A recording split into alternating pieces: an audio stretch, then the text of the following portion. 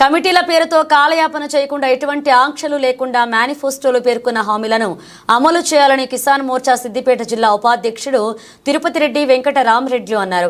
ఈ మేరకు సిద్దిపేట జిల్లా నంగునూరు మండల కేంద్రంలోని తహసీల్దార్ సరితకు రైతుల సమస్యలు పరిష్కరించాలని వినతి పత్రం అందజేశారు. ఈ సందర్భంగా వారు మాట్లాడుతూ రైతు భరోసా ఎకరాకు 15,000 రూపాయలు వెంటనే విడుదల చేయాలన్నారు.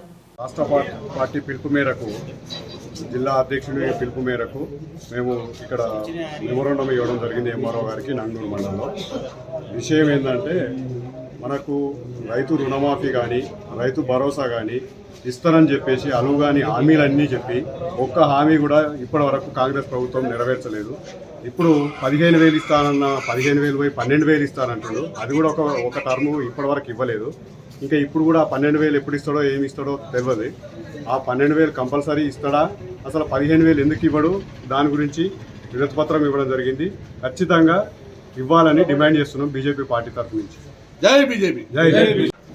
ఈరోజు బీజేపీ భారతీయ జనతా పార్టీ రాష్ట్ర పార్టీ పిలుపు మేరకు మరియు జిల్లా పార్టీ పిలుపు మేరకు ఎంఆర్ఓ గారికి వినతి పత్రం ఇవ్వడం జరిగింది.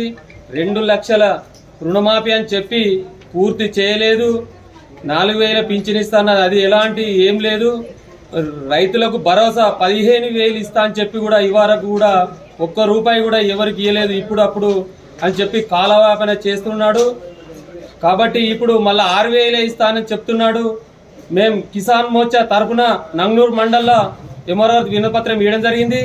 మీరు ఇట్లే కొనసాగితే పోయిన గత ప్రభుత్వం కూడా ఇలాంటి మొండి చేయి చూపింది, ఈ ప్రభుత్వం కూడా ఇట్లే మొండి చేయి చూపుతుంది.